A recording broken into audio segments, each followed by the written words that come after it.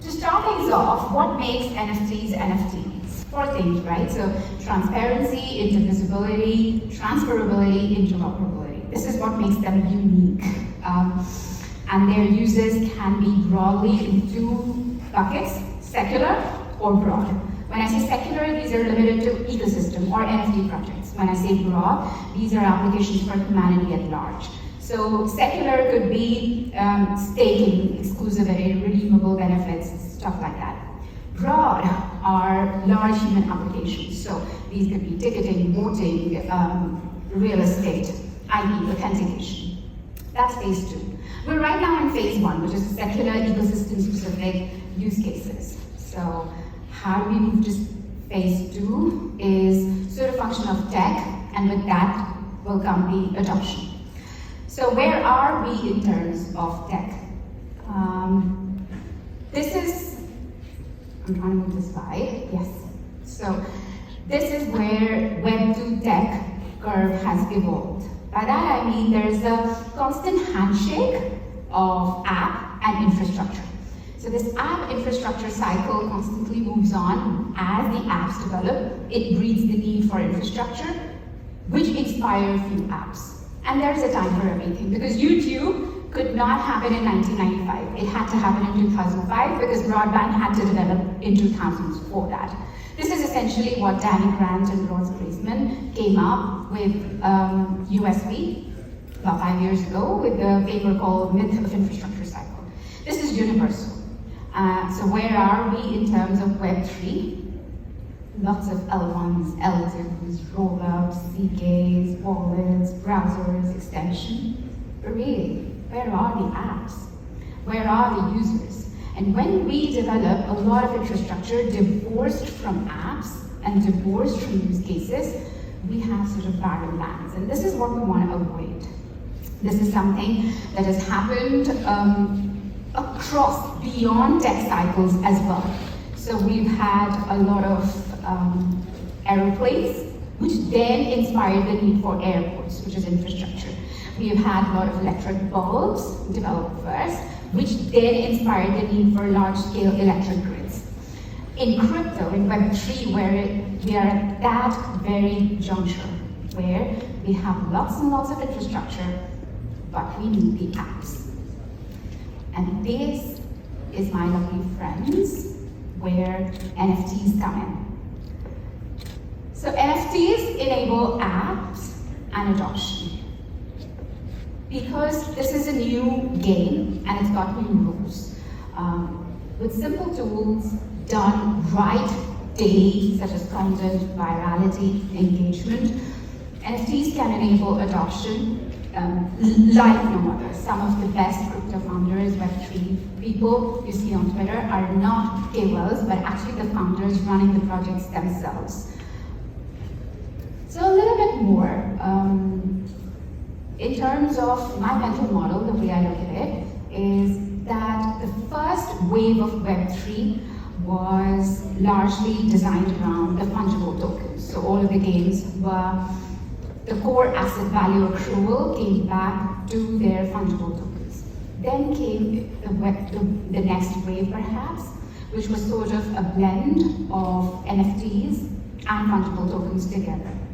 And we're gradually shifting to a place where the top designer, where if you remember in the 90s, early 90s, the top game designers would put a banner on top of their websites and would actually raffle iPods to the players. You know what? NFT giveaways and NFT raffles are not very far from that. So we are coming to that phase, that third phase, where we come to a sort of NFT factory model. So a little bit more on that.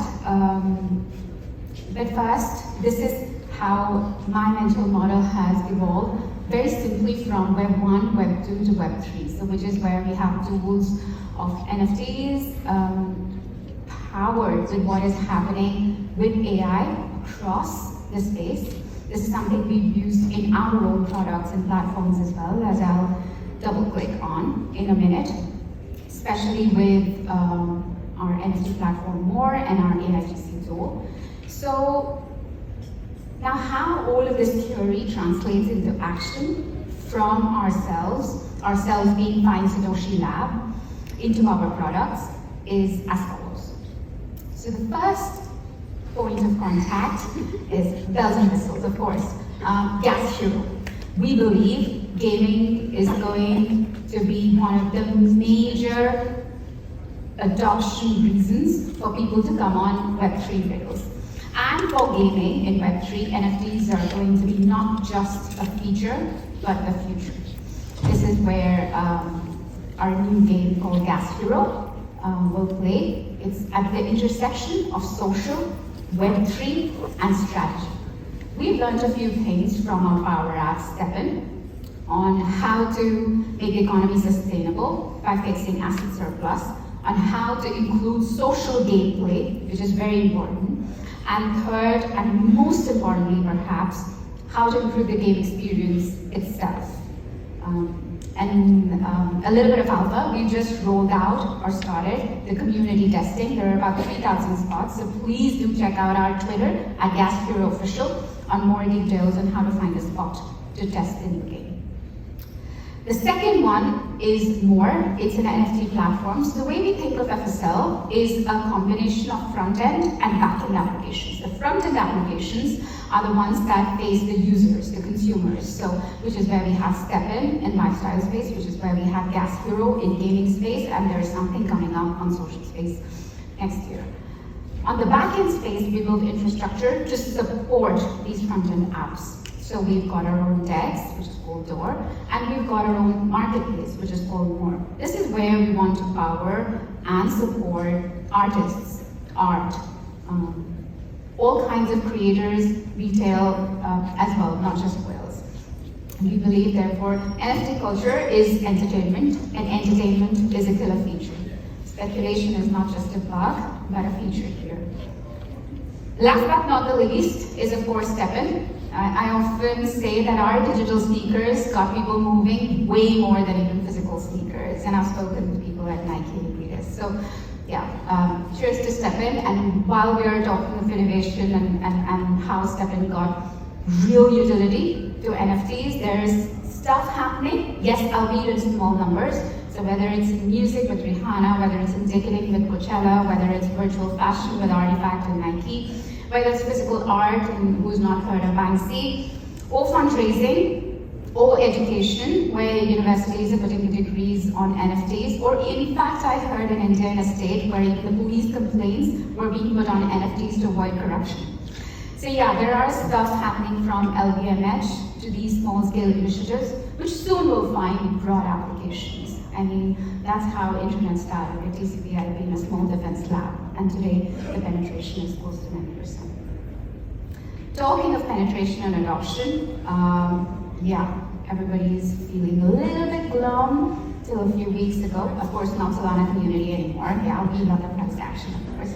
But yeah, so if you zoom out a little bit, the market, the famous 4-year cycle is not just true for price action, but it's true for key indicators and activities and metrics. So the 4 special ones are the market cap, media activity, developer activity, and startup activity.